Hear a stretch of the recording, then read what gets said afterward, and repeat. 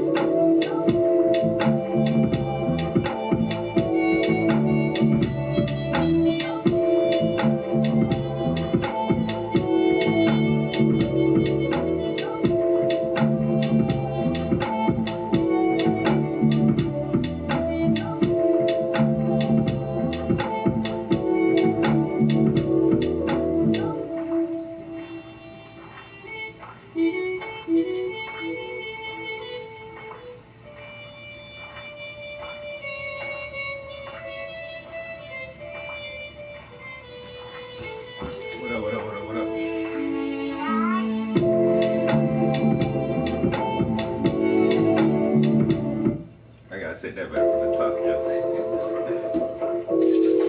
Yo, my man's let me get some of his beats. Oh my god.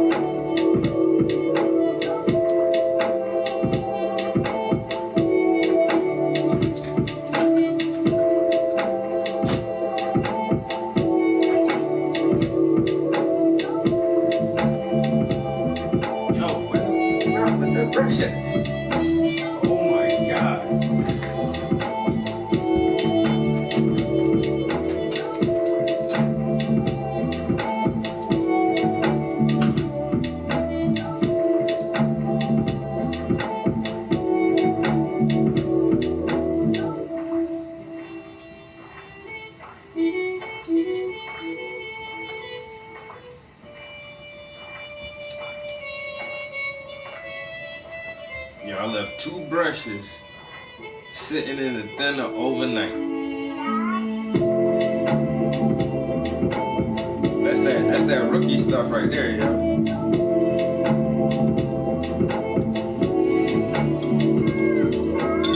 I'm looking hard for this brush, yo. I'm looking everywhere. It's in the thinner.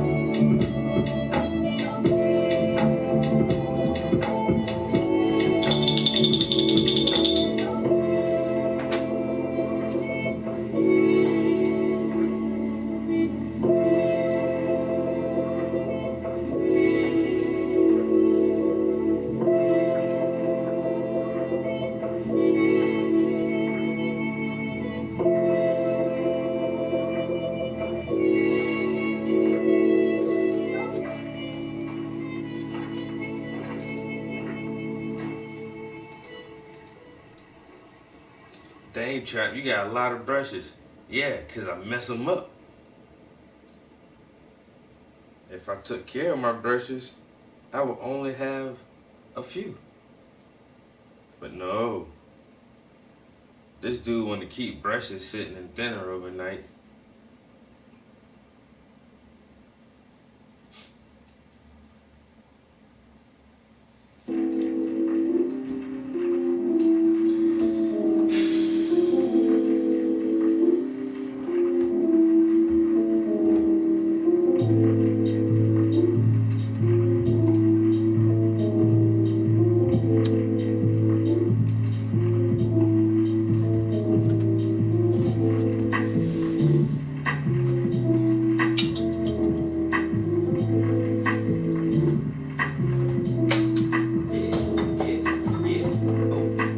Watch me paint a picture. Each stroke a little more clearer. Each hope a little more. Now watch me paint a picture. Each stroke get a little more clearer.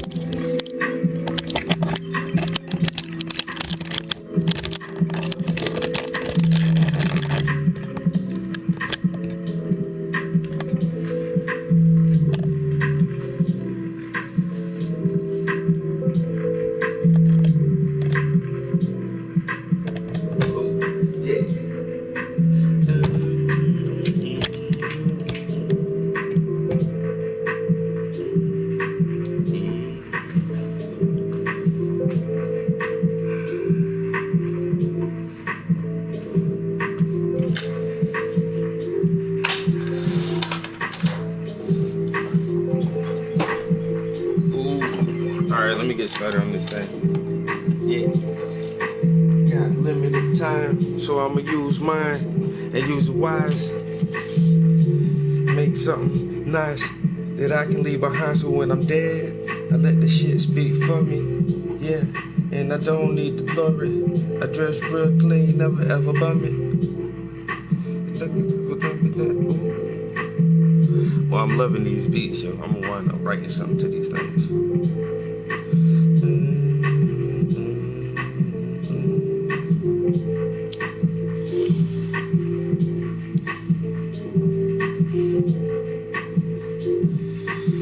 All right, so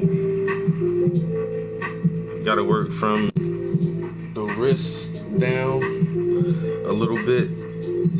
You can see that well, I'll take the camera off real quick, so you can see that this is still the majority of this canvas is still just the underpainting. Oh my God, the light in here is terrible. All right, because I see there's a few people in here. I know my hand is over the camera. Hold on. Shit.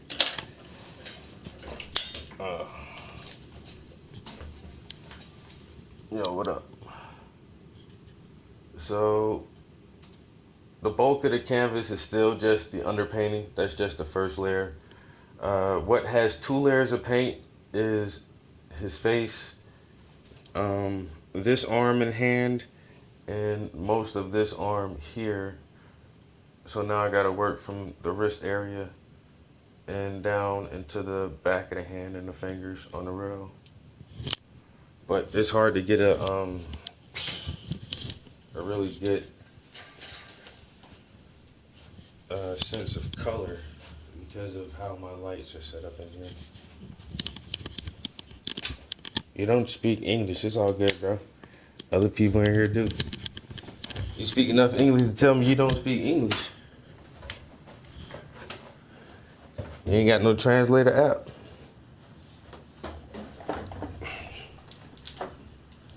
Come on, man, they got apps for everything. That's a little bit closer to the true color. I would hate to take it off the easel, but let's see real quick. Before I get started, because it's getting late, I haven't even eaten dinner, and I just need to paint for a little while before I go to bed. All right, is that better? Is that okay? That's more of kind of a better sense of the color on it.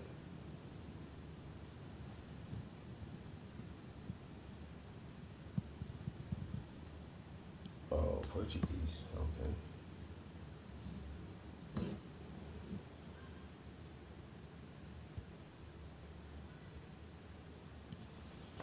So, yeah, this is the project I'm working on currently. It is this is a commission piece, so it's not mine. As soon as it's done, I have to send it away to its new home,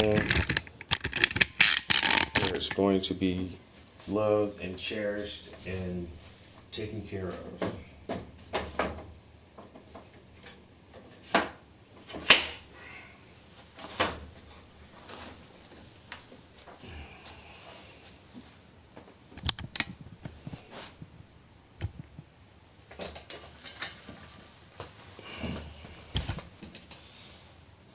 All right, back to the beats.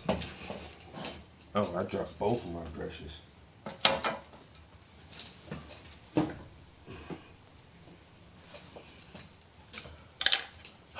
Can't get right, can't get right.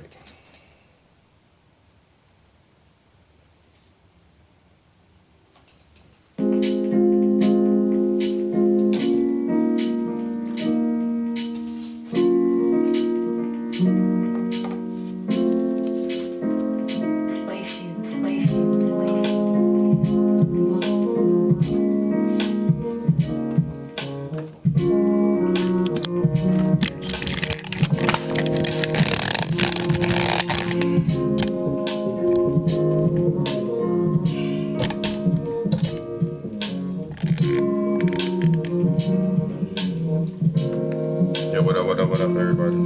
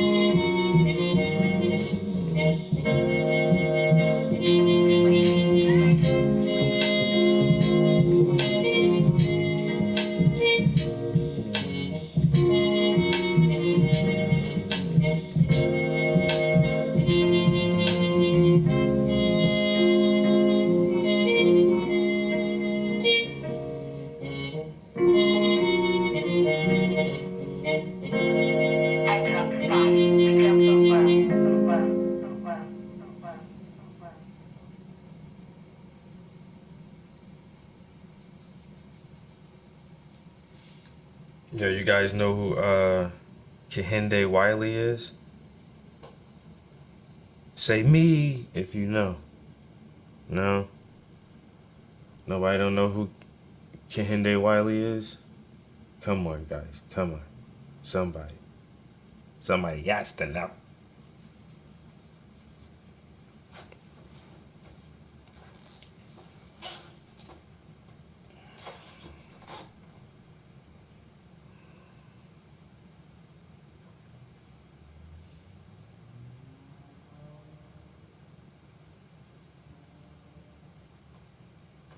So, really? Nobody knows who Kehinde is? That's a shame. Well, anyway, you know, you seen that Obama painting? Like that official Obama painting that's at the museum? It's like him sitting down and a bunch of leaves. You know the one? That one. Kehinde Kehinde Wiley painted that. That's his painting. That's who he is. That guy. And he's like super, super fucking dope artist, yo. That's why that's why Obama picked him to do the painting.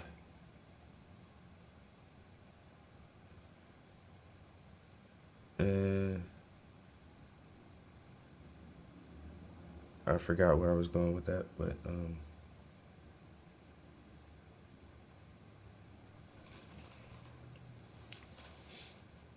I'm still frustrated. Nobody knows who Kehinde Wiley is.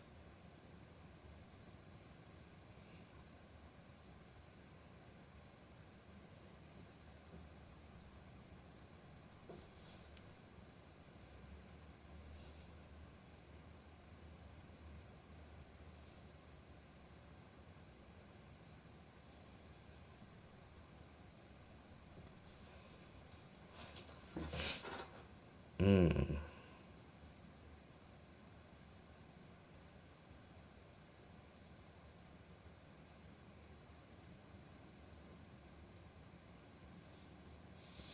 It's awfully quiet in here.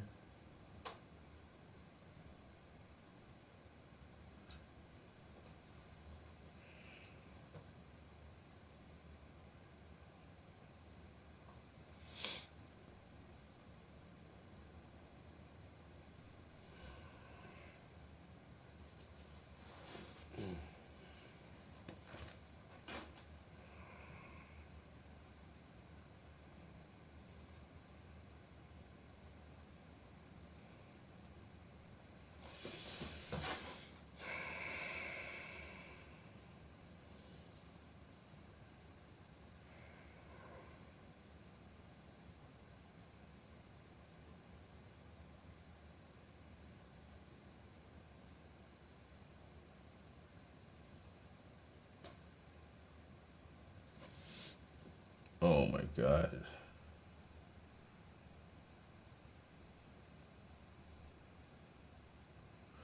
I still struggle to find like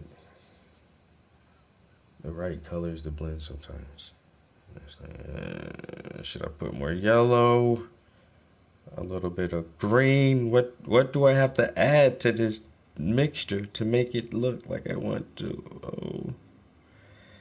And that's not working out. So you try something different. Like, maybe add a little bit of orange, orange.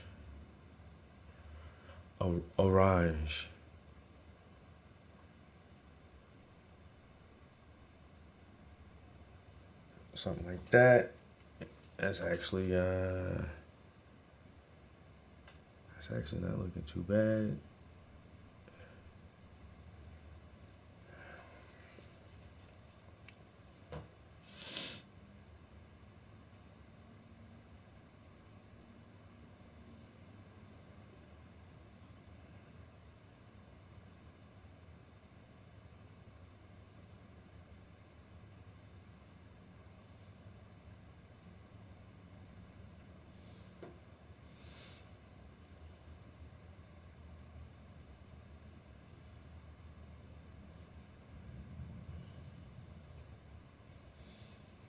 All right, I'm gonna put on something to listen to real quick. Jesus Christ.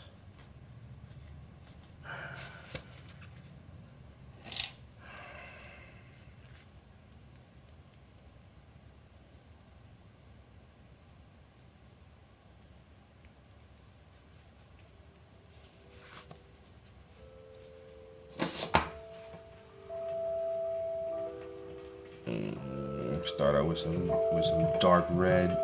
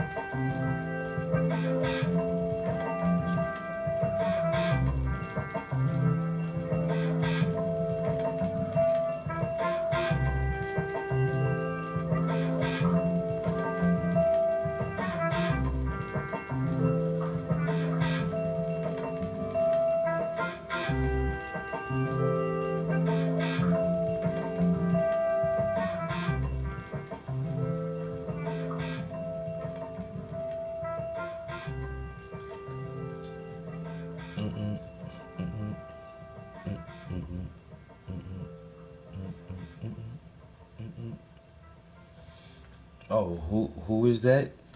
You ask? Oh man, that's that new. That lo-fi, super chill, R&B, blues, soul, funkadelic. Huh? Did I leave something out? That's that booty popping, rump shaking, dropping low.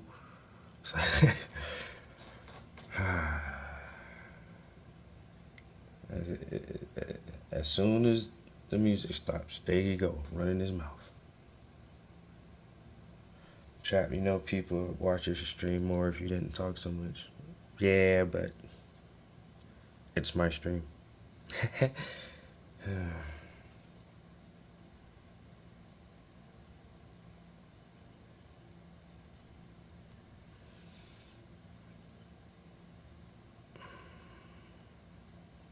Oh man, here we go trying to figure out a color, and it's just not exactly dark as that other color, but not as bright as this color. So I gotta get it in between the twos of them.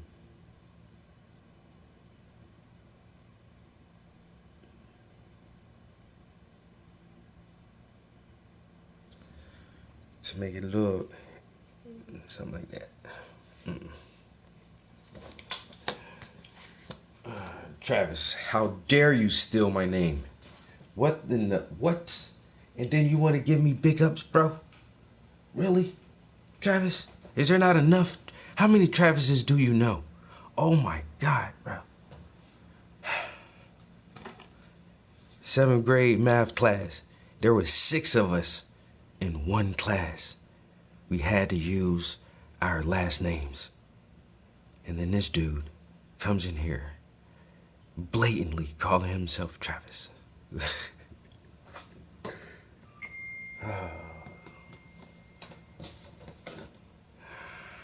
We everywhere. Everybody know a Travis, or two, or three.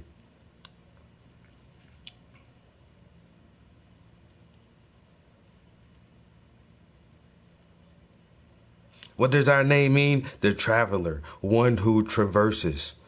Travis. What the fuck? Huh?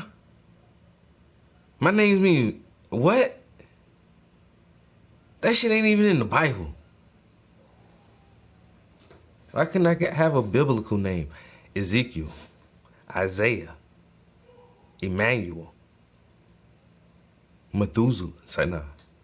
But for real, what if somebody named their kid Methuselah? You know they crazy.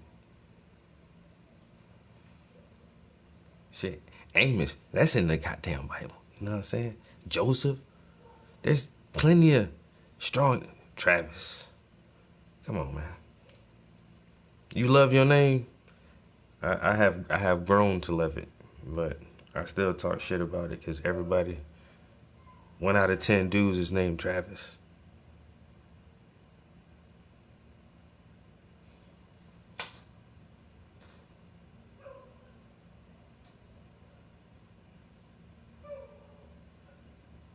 Really? Oh my God, dude. I know so many Travises. And then I remember like me and two of my homies, it was weird, like two of them got the same first name, and then me and one of them got the same last name. So it was weird, bro. It's like all three of us share names some kind of way. Like I said, man, my 7th grade math class, bro, there was like 6 Travises.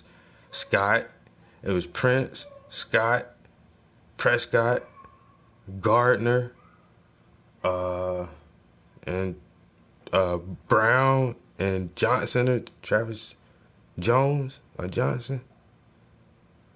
I only know the ones I really fought with, but we had to go by last names, bro. How y'all put all the Travises in the same math class? Huh?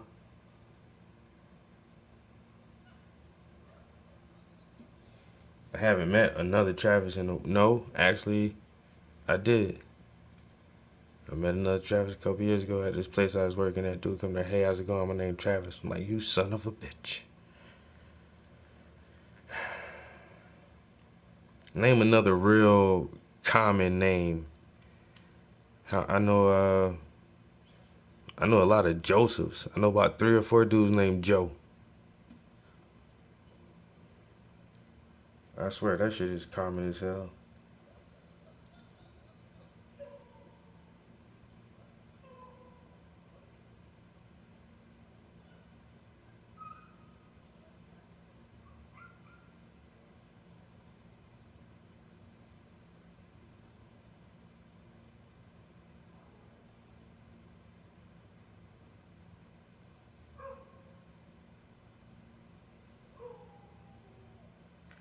It's gutter. It's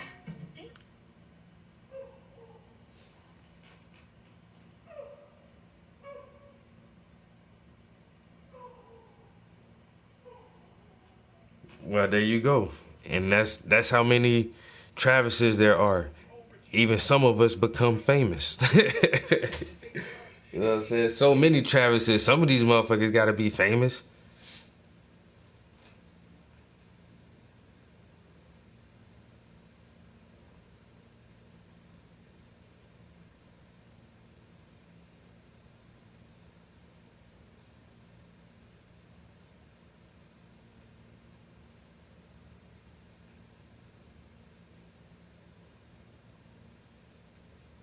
Yo, Steve, Chris. I know about 4 or 5 Christophers. Matter of fact, my man who was listening to those beats, my man who made them, his name Christopher. Chris. I swear. It means bravery. Ooh. I'm starting to like my name. I know a couple of Steves. Paul. Yeah, I know like 2, 3 Pauls.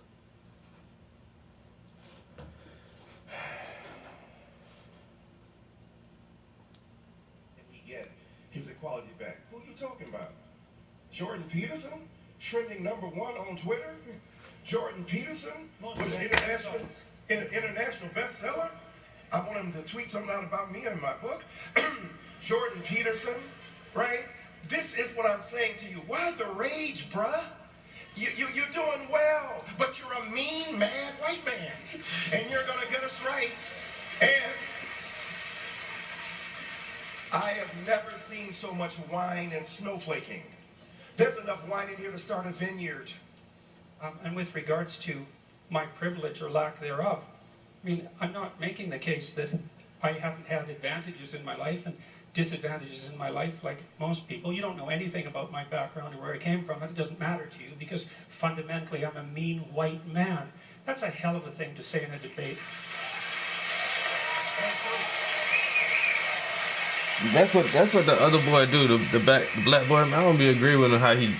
If you like you say you want to debate, you can't call them motherfucking names, yo. I want to move on to men and women. But he always be trying to make jokes when he be debating, trying to get motherfuckers to laugh too much. It's based upon the evident vitriol with which you speak and the denial of a sense of equanimity among combatants in an argument. Oh, now you want to sound extra. You're a mean, mad white man, and the viciousness is evident. Okay. I'll be on the fence with both of these guys right here. Any damn way. Change the decks here. Let's talk about another big fact. Well, I think I'm going to point out 2 things again. The first is that my question about when the left goes too far still hasn't been answered. And then the second thing I'm going to point out is that, you know, it's conceivable that I am a mean man. You know, I mean, maybe I'm meaner than some people, I'm not as mean as others. I think that's probably more the case. But I would say the fact that race got dragged into that particular comment is a better exemplar of what the hell I think is wrong with the politically correct left than anything else that could have possibly happened.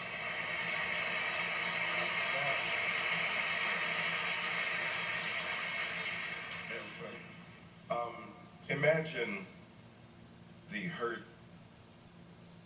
anxiety, the insult.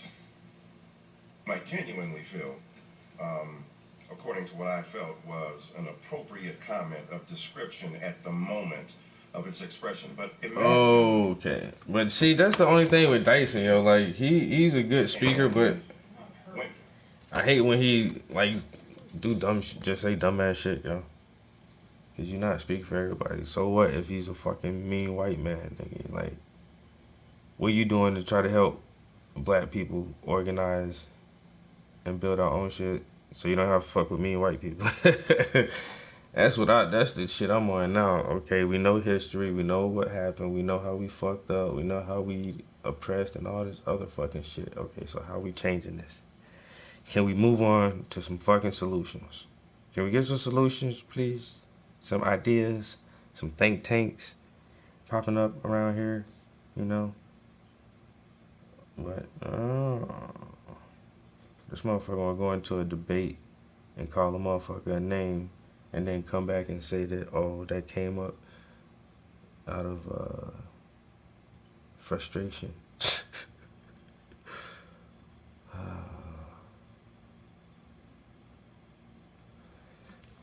Dyson.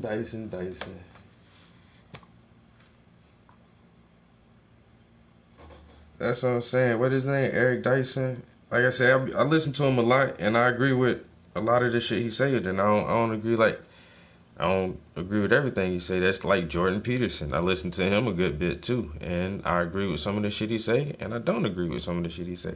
But I've never heard these two guys like go at each other. This is the first time I heard like Dyson and Peterson.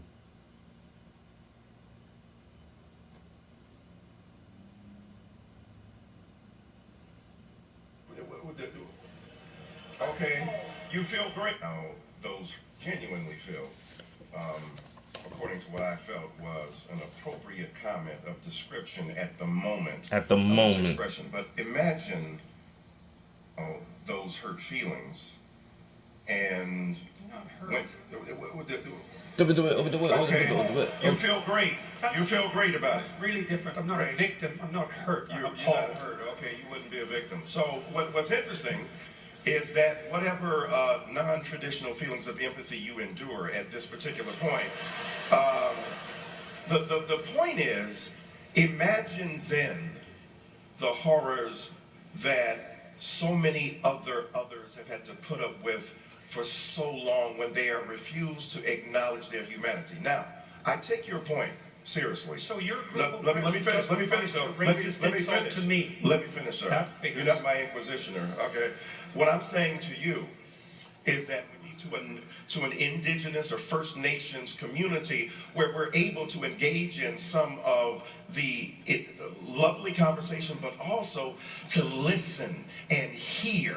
And when I added race to that, I was talking about the historically evinced inability to acknowledge others' pains equally to the one that they are presently enduring. So, as a human being, I love you, my brother, but I stand by my comment. Well, I've seen the sorts of things that you're talking about. I happen to be an honorary member of an indigenous family, so don't tell me about what I should go see with regards to oppression. You don't know anything about me. You asked me a question, I gave you a response. Yeah. You gave me a generic response, a It's not generic it's tailored race-based towards you. response. Jordan Peterson, I would like for you to come with me, Michael Eric Dyson, to a Black Baptist church. You been to one of those? I would be happy to do that. By Okay, all right, I'm gonna hook you up. Okay, good. We'll make sure that happens. One more quick round, then we're going to go to closing statements. And Stephen, I want to get your response. Why you want him to come to a church? Well, what the fuck is that going to prove? A generation from now. I think people will look back on this debate and wonder why political correctness wasn't discussed. It's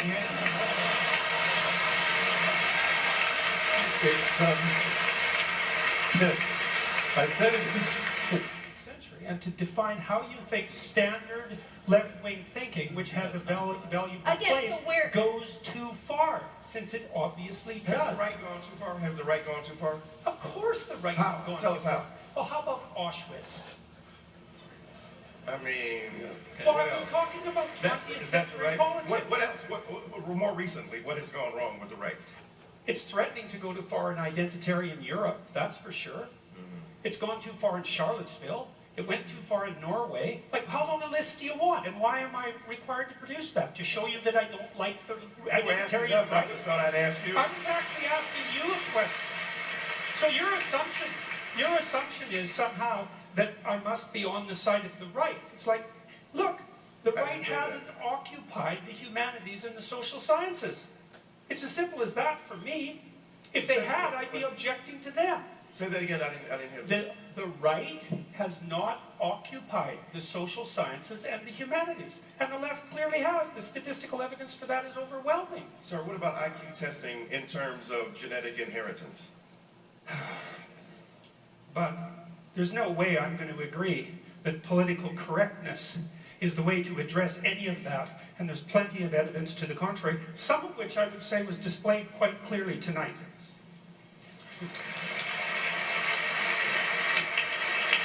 He got Jordan mad as shit, but Jordan, I mean, discussion with the online audience who's watching I right now, don't know, man. just to get your reactions to the debate, and maybe to start with you, Jordan. There were some heated moments here. Did that surprise you? Jordan's about to cuss his ass out. Exchanges that you had with Michael Eric Dyson. Well, I wouldn't say it surprised me. Well, I suppose it probably did. It just didn't seem like a very good tactical move. You know, and I stand by what I said. I don't see any reason at all that my racial identity needed to be dragged into the discussion, independent of my personality proclivity.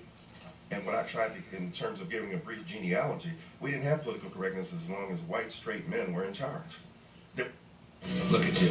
You notice the details. So after weeks of seeing this and unloading these and restock...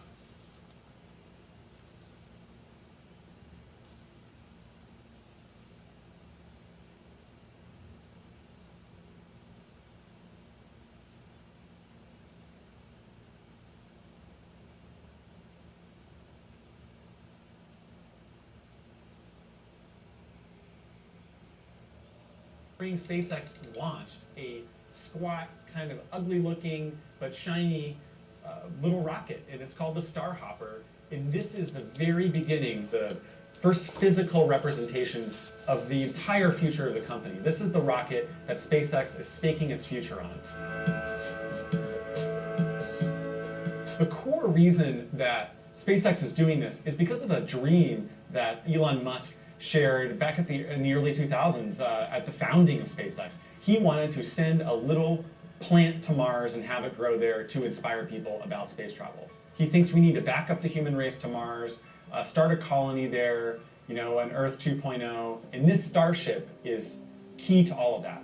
He wants to use it to transport 100 people and 150 tons of cargo to the red planet at a time, and he thinks by 2050 we can build a sustainable colony on Mars. So SpaceX is testing the concepts and the engines behind this Starship in South Texas, and they're starting to get this little tiny version of it called the Starhopper hopping off the ground to prove that the engines and the whole concept works. Basically, the idea is, will this thing blow up or not? And so far it hasn't blown up. And we were down there for the very first hop of this vehicle, and it was one of the loudest things I've ever heard, but it did not blow up. And since then, SpaceX has done another hop, and they're going to take these hops of this vehicle higher and higher to about 3 miles up. The engines that SpaceX is using are brand new. They're called Raptor engines. These things are enormous. They're about the size of a small delivery truck in which a controlled bomb goes off, basically. After these hop tests are done, and SpaceX proves that, you know, the system won't explode on a whim, they're going to put these Raptor engines on an even bigger vehicle, which Musk has called the orbital version, and that's going to go into orbit around Earth. And the key thing with that test is not only showing that it can get into orbit, but that it can come back. When a spacecraft comes back to Earth, it's entering the atmosphere at some point at 25 times the speed of sound. That plows through the atmosphere, builds up all this gas to a superheated levels that can vaporize steel. So SpaceX needs to prove that this vehicle will not destroy itself when it comes back to Earth, because if it does, then they can't safely launch people on it. That's what you need a shield for. You need to protect the vehicle from burning itself up when it either comes back to Earth or is entering the very thin atmosphere of Mars. There are a few critiques of steel, and one of them is that it's just so heavy, it's dense. If you try to use too much of it, your spacecraft gets bogged down and you can't launch as much payload into space. So you have to be really creative about how you build your spacecraft. SpaceX is getting around this problem by trying to go after a fuel tank structure, the internal structure, these little ribs and slats and things, to support the larger structure so that it doesn't fall in on itself. That way they can make the metal really thin, but also take advantage of its cheapness and also strength.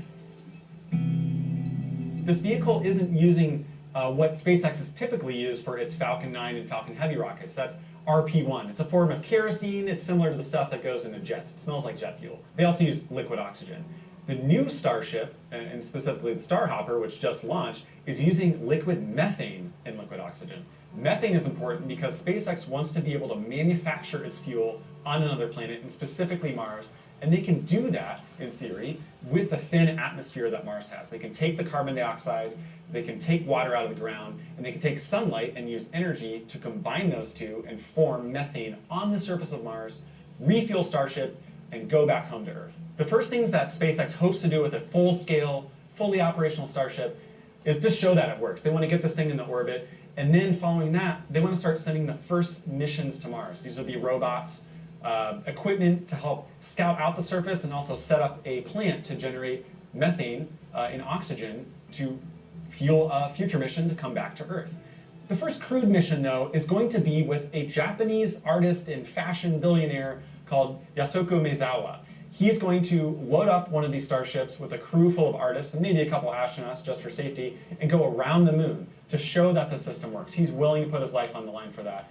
And Musk has even teased that he might go himself. Right now, SpaceX is targeting 2023 or thereabouts to launch this crewed moon mission. But by 2024, the company wants to take advantage of a planetary alignment, which happens once every 2 years with Mars and Earth, to sort of close the gap between the planets and launch the first crewed mission to Mars, land there, and put boots on the ground. There's another really important use for this vehicle. They're going to try to launch 12,000 satellites. That is twice as many as are currently in space right now, and I think 3 or 4 times as many as are currently operational, to build up a global network of satellite, high-speed, low-latency internet. So many times faster than you could get today from a commercial provider. But to do that, they're going to need to launch a ton of these Starlink satellites at once. And Starship could be the vehicle, because it's so big and fully reusable, to do that at low cost for SpaceX. We can't think of Starship just as a rocket to launch people to Mars. It is going to be the future rocket for SpaceX and possibly the world. It'll launch the next generation of satellite internet. It could launch people to Mars, of course. It could also launch next generation telescopes, and it could also launch NASA astronauts to the moon, as well as landing craft, and any number of things that people want to get up that are big, and they want to do it cheaply. If SpaceX can get government support, perhaps from NASA or the Department of Defense, to develop Starship, it's going to go a long way into helping SpaceX get to the point where this system becomes a reality. Because right now, they're relying on a Japanese billionaire and some of their own venture capital funding to fund this entire development project, which they estimate to be between $2 and $10 billion to complete. Some critics say, however, that $10 billion is even a low limit. It may cost as much as $20 billion to develop the system. So SpaceX can get outside support. It can get government funding. It's going to help make this thing a reality.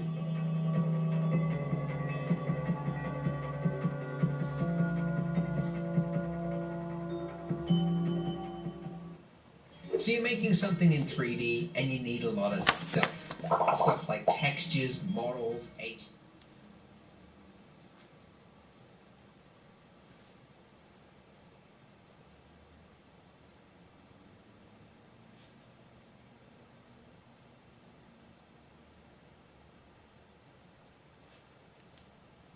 this July.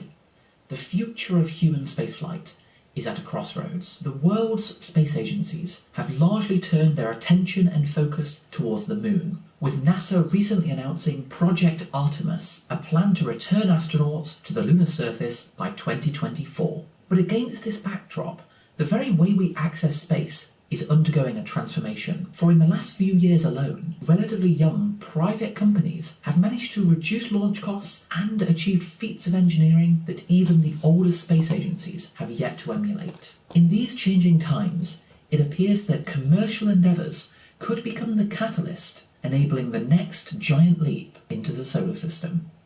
In today's Mars Mission Update, we're going to be focusing on one organisation that is actively working towards and determined to send people to Mars in the near future, SpaceX. We'll cover their first steps towards launching astronauts into space and the beginning of the Starlink constellation, which could ultimately fund missions to Mars. Finally, we'll see all the very latest developments on the spacecraft they are designing to send people to Mars as the first prototypes enter the testing phase.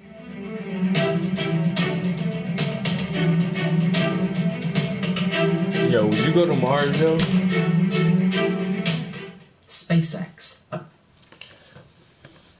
Like, if whatever reasons or circumstances allowed for you, like, yeah, you know what? You should be a part of the next mission to go to Mars, yo. We can start training right now. Like, would you do that shit? Man, I've seen a lot of crazy movies about Mars, bro. Yeah.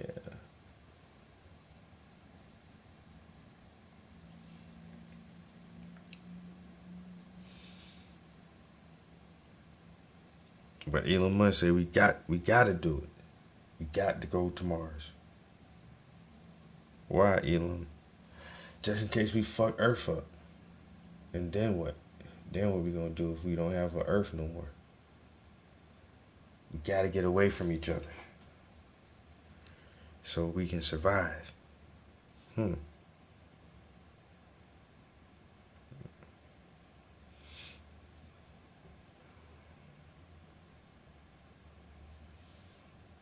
But somebody already messed Mars up the first time. Like, Mars used to have an atmosphere and water, flowing water, and maybe even vegetation.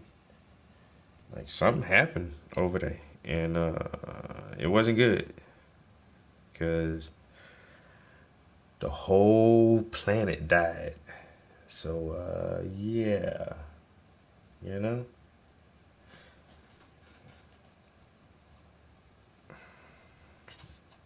The whole thing died. And that's what we're trying to do to this planet. So you're gonna go to a dead planet and then let the stupid people over here kill this planet. And then we're gonna have two dead planets. And then what? Well, we'll figure something else out by that time. See, what we're gonna do is we're gonna genetically modify ourselves so that we can live in the Martian habitat naturally. And then we'll be Martians. We won't be humans no more.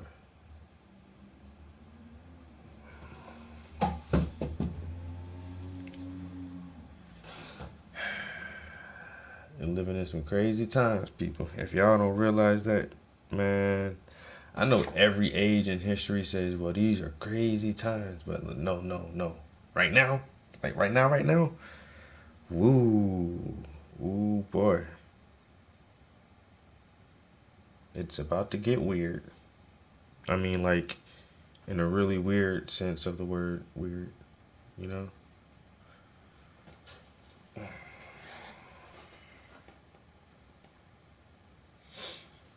You gonna go to Mars. Who you gonna send to Mars? All the smart people.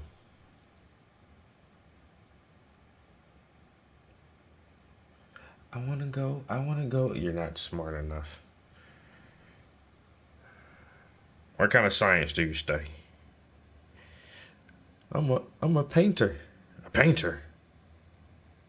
Yeah, move along. We don't need you. Hell, I can paint.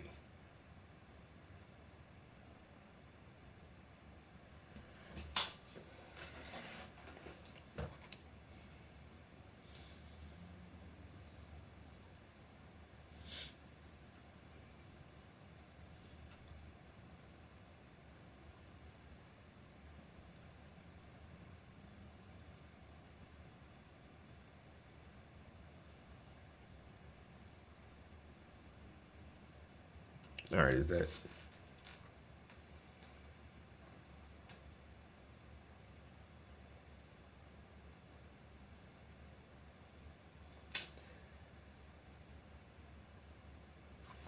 And that's the whole thing.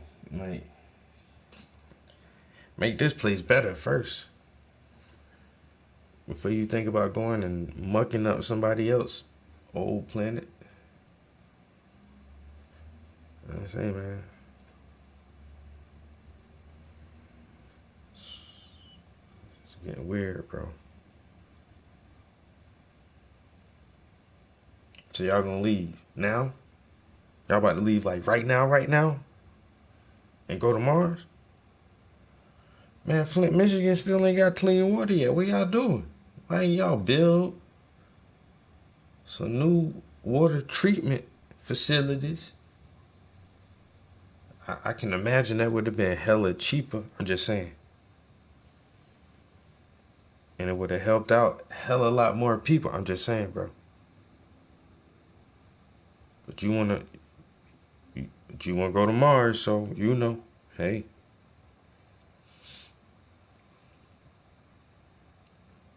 Mars it is. What's that? You say you government subsidized, huh? The government help pay for this? What? Son of a bitch. I feel like I'm getting ripped off some kind of way. I feel left out.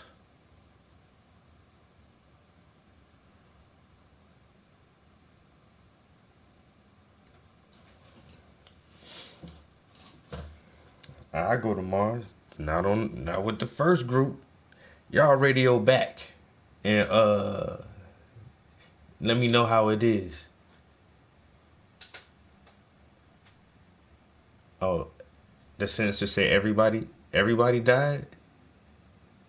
Because what happened? There was a breach in the hull of the living quarters. Oh. Yeah. About that next trip to Mars. Y'all can let somebody else get my seat if you want. You know, I ain't gonna be mad, you know, if y'all want to send somebody else. I'll wait another round. A few more rounds. until you know what? When y'all send somebody to Mars and then they come back and tell us how Mars was, then I might give it some serious thought. Or going to the red planet.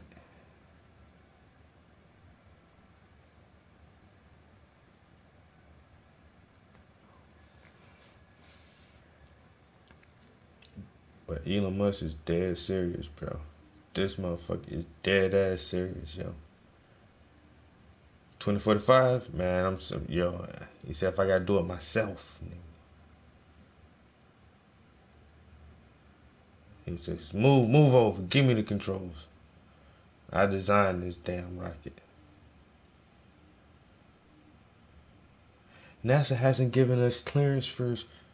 I don't care what NASA said.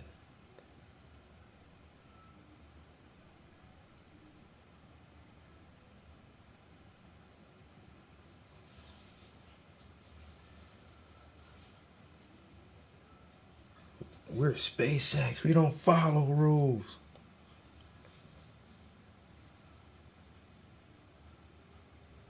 Elon Musk gonna turn to a goddamn space pirate. The first space pirate, just waiting for any other company, corporation, or country to send up some more ships to try to take his planet from him. Am I going off on a long ass like a divergent here? My bad, guys.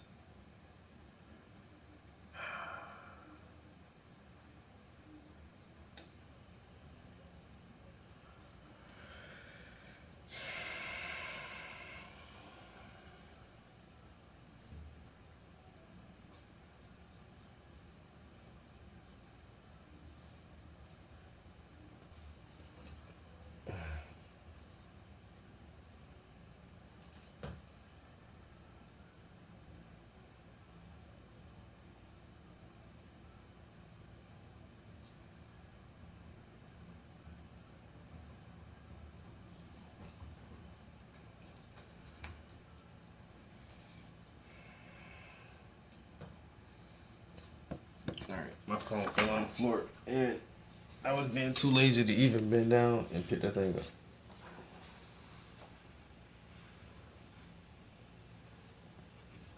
Of course that shit gonna make him millions, billions.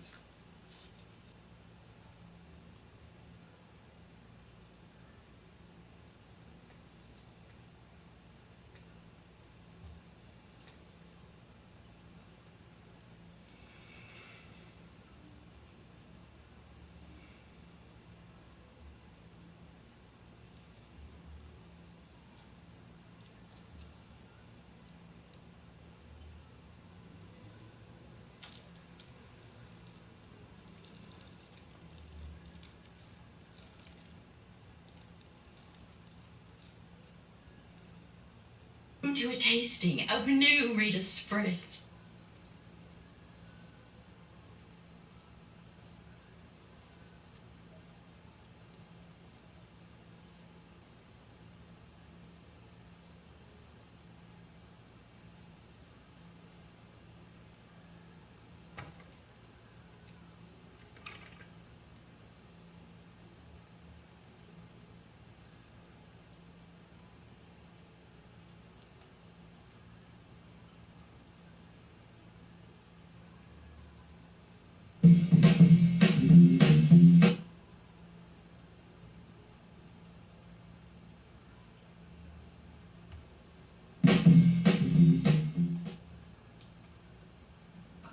Hi, everyone. Long Thinny Wait Tano here, the internet's busiest music nerd, and it's time for a review of the new Tyler, the Creator album, Igor. This is the 6th full-length album from one of the most polarizing and uncompromising rappers and producers of this generation, Tyler, the Creator. It's been a few years now since the release of Tyler's most critically acclaimed album yet, Flower Boy, which was a pretty amazing moment for him in his discography, easily his most consistent record yet in terms of style and quality. Better production and lyrics on this thing, quality features, as well as smooth fusions of hip-hop and soul throughout almost every instrumental here. Not only was Tyler writing some of his best songs to date on this album, but a lot of the amateurish and childishly edgy characteristics of his past works that really held his music back kind of melted away. It's like a switch was flipped and we were being presented with an all-new Tyler here. And Igor presents us with a brand new Tyler, the Creator, as well. Like a few of Tyler's previous projects, Igor sees our hip-hop anti-hero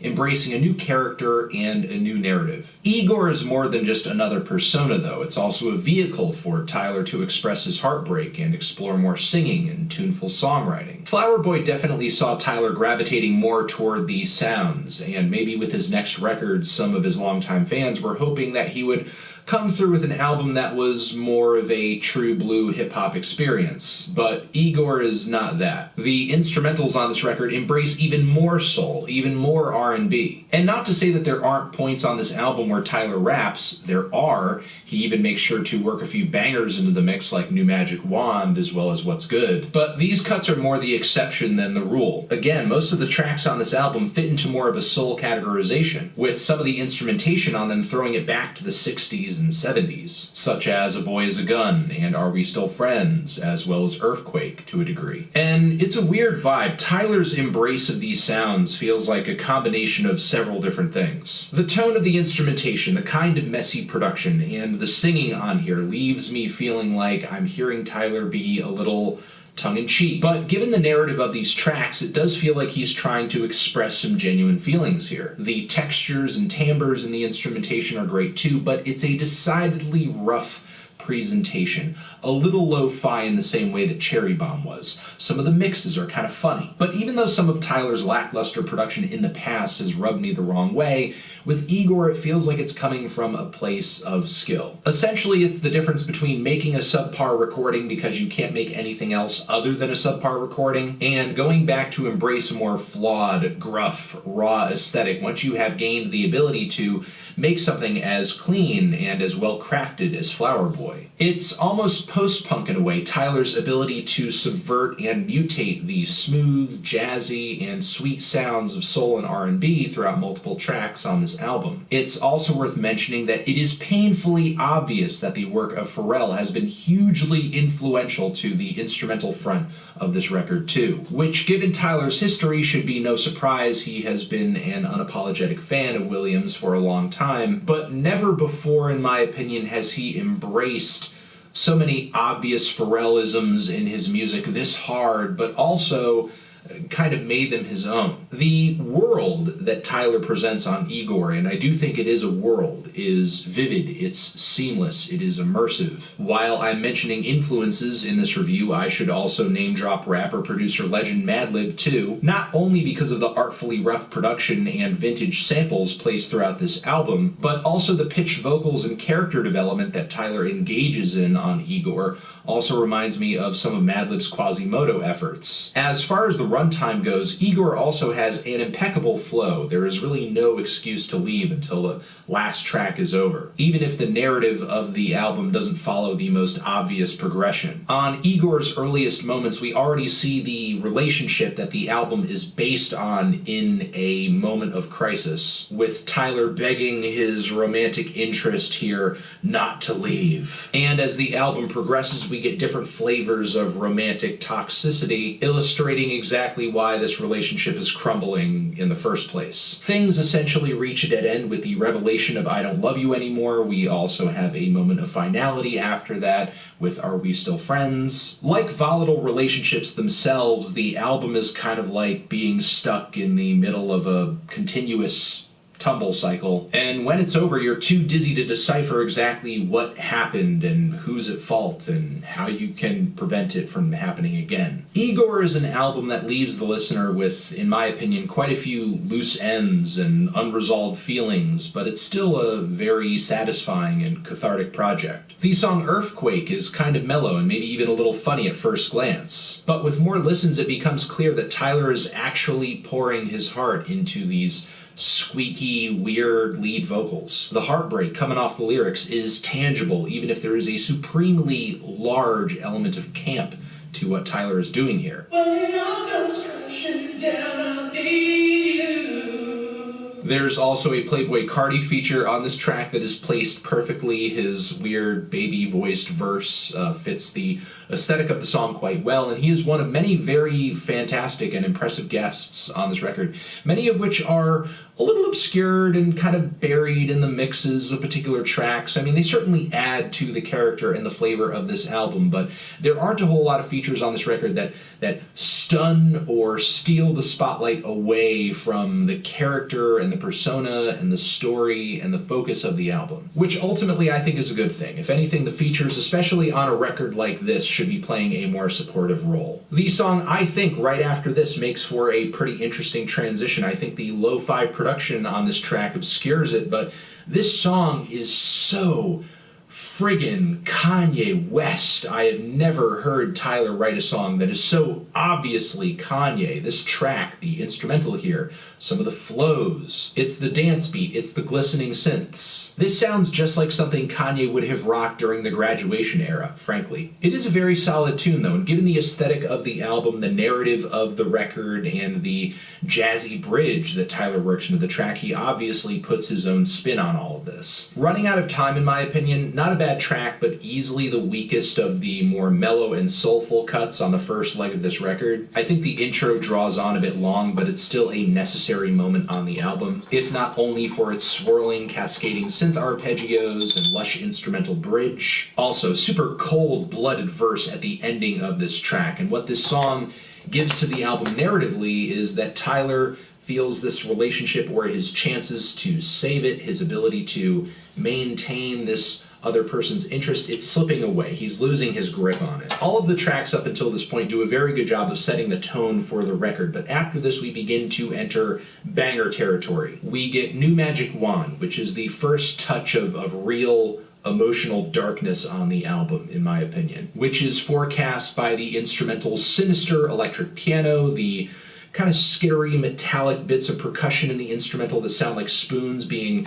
hit onto dinner plates, the distant horror movie synths, the growling, distorted bass, of which there's quite a bit of on this entire album. Tyler's lyrics on this track seem to be coming from more of a place of extreme jealousy, violent psychosis, desperation. There is a love triangle angle presented in this track where Tyler essentially feels like he's competing with his significant other's ex-girlfriend for attention, for love. He says he needs to get her out of the picture, and he genuinely seems like he's going mad on this track. It's like this Norman Bates style of total and absolute madness. And I also think this track illustrates exactly why the title of this record is what it is. We see this love, we see this relationship turning oh my god, Tyler the light into is so terrible. Igor, which is a name that typically is associated with monsters, with freaks, with hideous beasts. A Boy With a Gun is another stroke of genius in the track list here that is also obviously Kanye inspired, from the glamorous groove to the pitched vocal samples, as well as some of the refrains on here. You so motherfucking dangerous, you so motherfucking dangerous. This sounds exactly like something that would have landed on Kanye's first couple of records. Not to mention that, how come you the best to me, I know you the worst for me, you sweet as sugar, diabetic to the first degree. That is the most Kanye line that Kanye has never written. The rest of the lyrics on this track, though, do continue to expose why exactly this relationship that Tyler is in is so bad for him and the other person. Their exchanges and interactions are just absolutely hideous, to the point where I'm waiting for the relationship to be over. But again, the tone changes on the very next track, Puppet, where Tyler now feels like he is being controlled by his addiction and his affection for this other person. Tyler's attitude essentially doing a total 180 from the last track, and now he's bending over backwards and doing everything that he can to keep. I feel you. It's good to break away from the main groups of thought.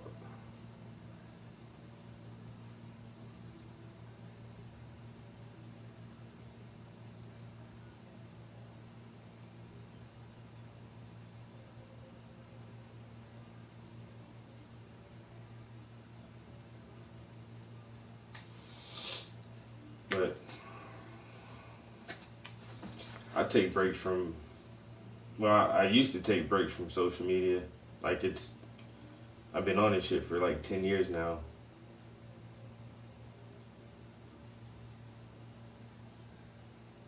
How can I concentrate? Easy. It's easy. Just focus. Like when I used to make music, I didn't listen to anybody else's music, yo. Just so that shit wouldn't contaminate my music. I didn't want to sound like anybody else sound.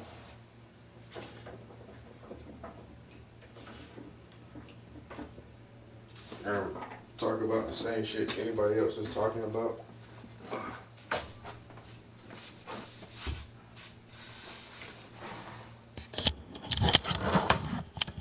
With talk radio.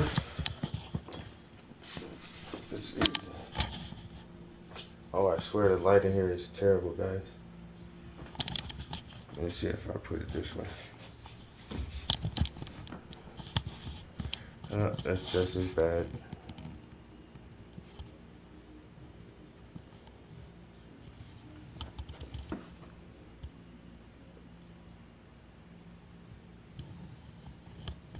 So I've just been working on his skin, and it's not a lot of skin showing, just his face, his neck, and his arms.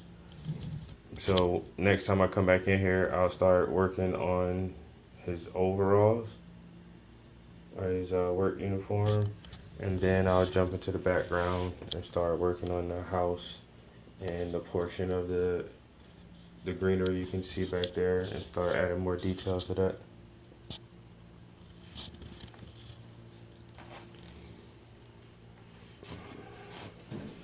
It's hard to kind of get somewhere in here where you guys can see the colors that I'm seeing. But anyway, it's looking good. This is a commission for a friend of mine. So now that I'm back working a full-time job,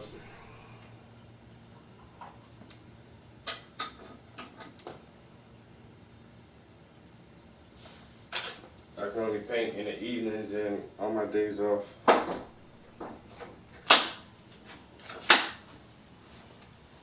But I've been working on this piece for about a week right now.